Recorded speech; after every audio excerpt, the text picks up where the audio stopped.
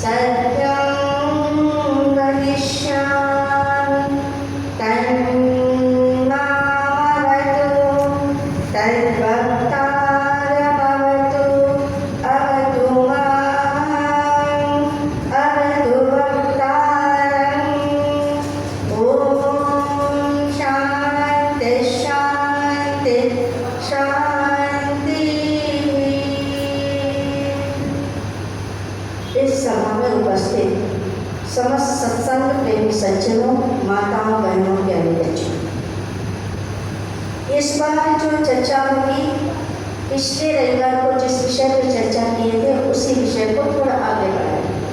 अब कोई बताएगा क्या पिछले रविवार को किस विषय पर चर्चा की? पिछली बार की बात कर रहे थे कि मनुष्य के जीवन के 3 पहलू हैं।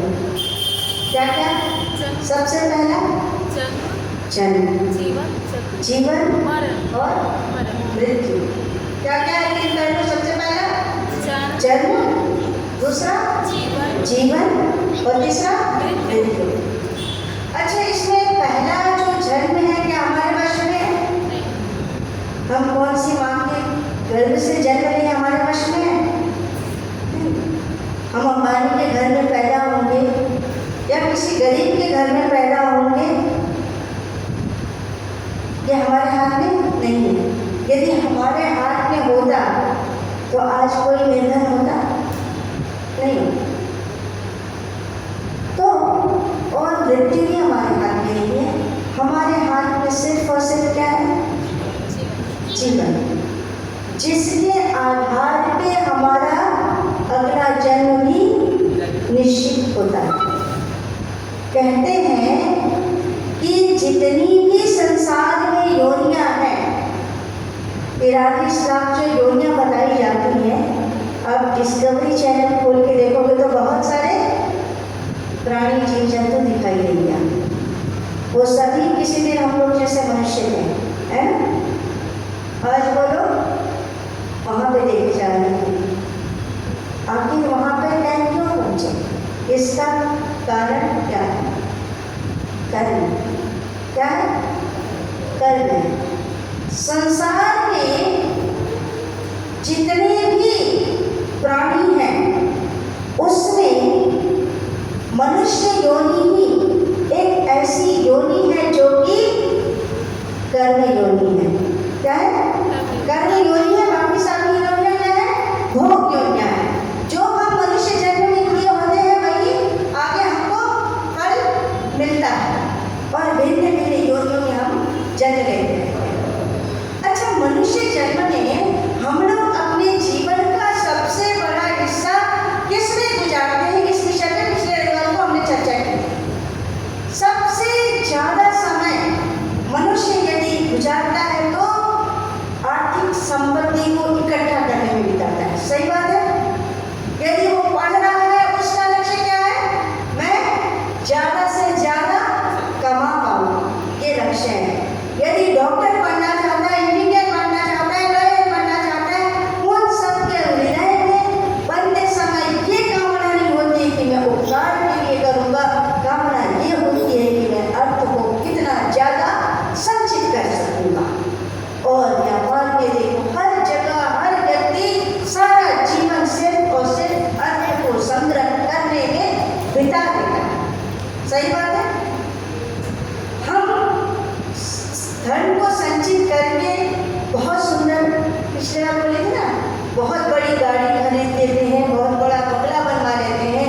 हमारी गाड़ी में यदि छोटी सी खरोच आ जाती है, कोई ठोकर मार देता है तो जी बहुत दुख पाता है कि हाय मेरी महंगी कार ली थी, इसने मेरी कार को ठोक दिया। होता है ना, कितना दुख होता है, नींद नहीं आती है, बड़ी गुस्सा आता है, बहुत व्यथित हो जाते हैं। अच्छा, यदि गाड़ी में हमारा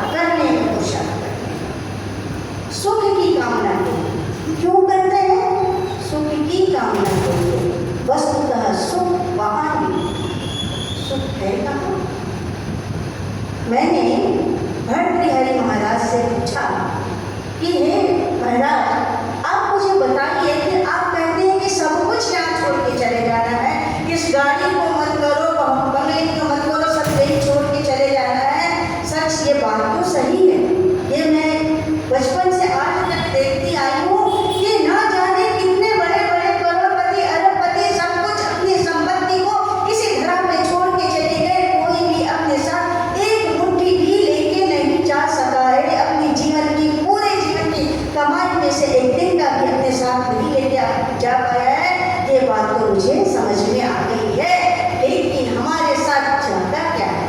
महर्षि बहुत सुंदर बात कहते हैं देखो बेटा, धनानि भूमौ पशवश्च गोष्ठे भार्या गृहद्वारे जनाः श्मशाने देहश्चितायां परलोकमार्गे कर्मानुभो गच्छति जीवनेका। यानी कि धनानि भूमौ, धन कहाँ रह जाता है? भूमि पे रह जाता है।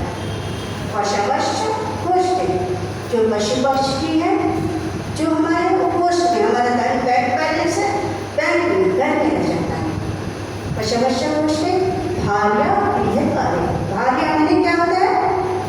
भार्या माने क्या होता है? पत्नी। सबसे प्रिय क्या होती है? माँ केवल पत्नी होती है, वो जीवन संगी नहीं होती, उसको अर्धांगिनी कह दिया गया। हमारे जीवन की एक आंगिनी होती है, सबसे ज्यादा प्यार करने वाली होती है। वो भी कहाँ तक रहती है? उसका साथ कहाँ तक रहता है? घर के दरवाजे तक। जिस दिन हमारी मृत्यु होगी, पत्नी दरवाजे तक रोक दी जाएगी, उसके आगे पत्नी नहीं जा पाएगी।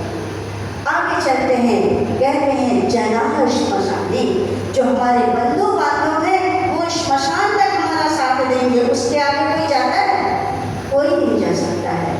कर्मानुभो गच्छति जीवनेकः, हमारा कर्म ही हमारे साथ जाता है, कर्म ही हमारे साथ जाता है। भगवद गीता में कहा है कि अवश्यमेव भोक्तव्यम कृतं कर्म शुभाशुभम, हमको कर्म शुभ या अशुभ जो भी करेंगे उसका फल तो अवश्य ही भोगना है। तो हमको अच्छे कर्म करने हैं। हमको आपस में आज देखो कितनी खटास हो गई है, जरा सा हम अपनों से टकराने लगे हैं। पहले क्या होता था? पहले पड़ोसों भी अपने हुआ करते थे, पूरा गांव अपना हुआ करता था। अभी हम अपने भाई भाई भी अपने नहीं हो पाते। हम लोग श्री राम के चित्र को तो पूछते हैं, लेकिन चरित्र को नहीं पूछते हैं। जिस श्री राम ने अपने भाई के लिए अपनी राजपाट को, संपत्ति को फुटबॉल के जैसे एक दूसरे के पास लेकर था, वहाँ पे हाथ पिटने था। आज सास बहू ने देखो, देवरानी जेठानी ने देखो, भाई बहन ने देखो, माता पिता ने देखो, जितने भी रिश्ते हैं उन सब में खटास है, प्रेम की भूख कहीं हो गई है। इसके लिए आनंद लोग ढूंढने के लिए फोन में ढूंढते हैं, टीवी में ढूंढते हैं, इधर ढूंढते हैं, मॉल में जाते हैं। वस्तुतः वहाँ आनंद नहीं है, उन सब में क्षणिक आनंद है। वस्तुतः सुख जो है अपनों से मिलकर के जो प्राप्त होता है वो चिरस्थायी होता है, हमारा व्यवहार हमारे साथ जाता है। आप रामायण देखे होंगे, रामायण में श्रीलंका का सबसे ज्यादा पावरफुल शक्तिशाली कौन था? रावण था, लेकिन उससे भी ज्यादा शक्ति जो वीर था वो कौन था?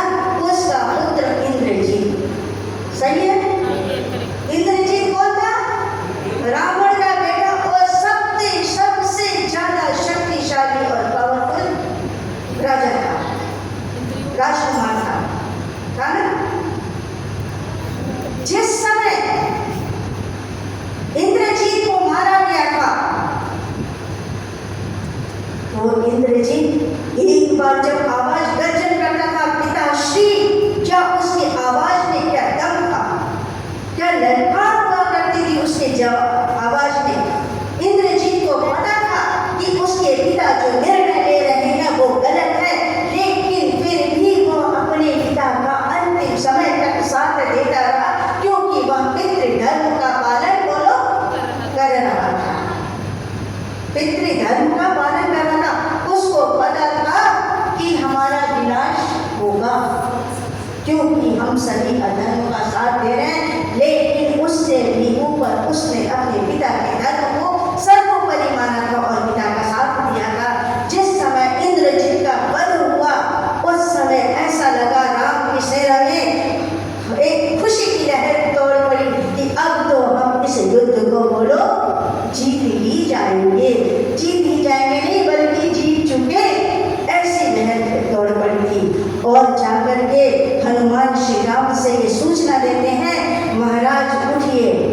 अब हमारी विजय निश्चित है, क्योंकि इंद्रजीत बोलो मारा गया, इंद्रजीत मारा गया। श्री राम आते हैं उस भूमि में जहाँ पे उसको मारा गया था, श्मशान भूमि में उसकी मृत्यु पार्थिव शरीर पड़ा हुआ था। उसको देख करके श्री राम की आंखें नम हो जाती हैं और उस समय श्री राम क्या करते हैं, अपने कंधे पे जो उत्तरीय होता है, ऊपर से जो अभी उठते हैं उसको क्या बोलते हैं, उत्तरीय वस्त्र को उठाते हैं और लक्ष्मण को बोलते हैं एक तरफ से तू पकड़ भाई, एक तरफ से मैं पकड़ता हूँ, और उसके तन को ढकने के लिए प्रयास करते हैं। लक्ष्मण कहता है हे भैया ये क्या कर रहे हो, ये तो हमारा दुश्मन है जिसको कि आप अपना उत्तरीय उड़ाने जा रहे हैं।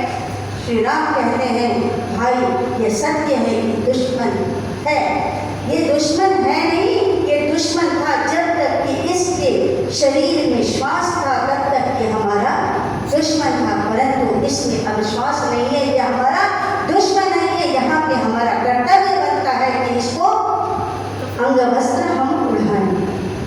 और इस बात को कहते हुए बोलते हैं कि नहीं भैया, इसी की वजह से आपको पता है कि मैं मूर्छित हुआ था, इसकी वजह से आपको भी एक बार मूर्छा से गुजरना पड़ा था। श्री राम कहते हैं भाई ये सारी दुश्मनी की बातें अलग है, लेकिन कर्तव्य अलग हो जाता है। हमारा ये कर्तव्य बनता है इसको ये उत्तरीय वस्त्र उड़ाएं, और वो उठा करके उड़ाते हैं उस उत्तरीय वस्त्र को। उस पार्थिव शरीर को जब राजमहल में ले जाया जाता है, माता उसकी कौन थी, मंदोदरी। जब वो देखती है उस अपने एक उसके अंदर एक हाहाकार बन जाती है अपने पिता पुत्र के शव को देख करके, परंतु उस समय सामने उसने श्री राम को देखा और हाथ जोड़ के खड़ी हो गई, बोली हे राम, इसीलिए आपको लोग बोलो भगवान मानते हैं, क्योंकि आपका हृदय इतना विशाल है कि आप अपने शत्रु को भी अपने अंग वस्त्र को प्रदान किए। हम उस राम के वंशज हैं जिन्होंने अपनी शत्रुओं को भी बोलो, और हम लोग अपने भाई भाई में लड़ते हैं, माता पिता में लड़ते हैं, छोटी छोटी बातों के लिए बात करना बंद कर देते हैं। कितनी दूरियां वैसे ही होती जा रही हैं। हम सारा जीवन धन संग्रह करेंगे। पहले विवाह हुआ करता था तो बहू बेटियां जो बहनें बेटियां होती थी महीनों पहले से आ जाया करती थी परिवारों में, एक खुशी की लहर हुआ करती थी, कितना आनंद आता था। अपने हाथ से मसाला पीसते थे, दाल चावल को तैयार करते थे, बनाते थे, करते थे, गाते थे, बजाते थे। वो रौनक, वो आनंद, वो प्यार कहाँ।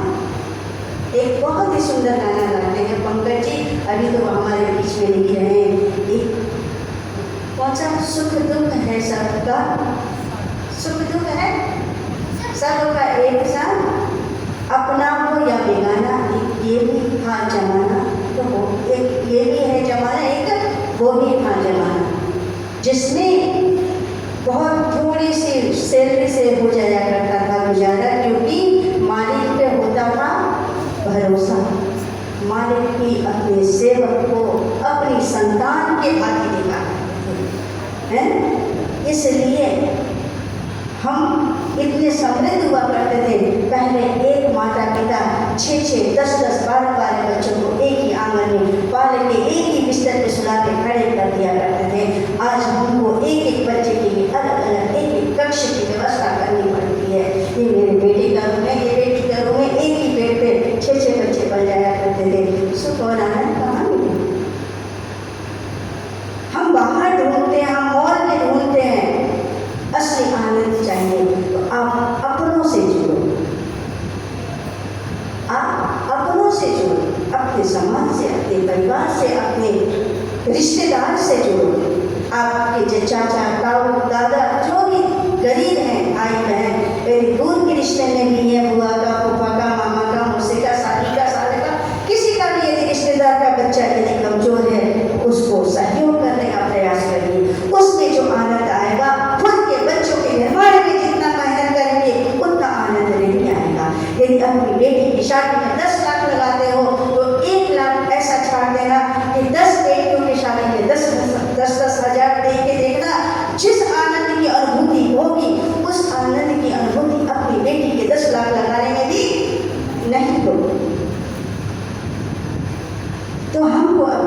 को सजोना है।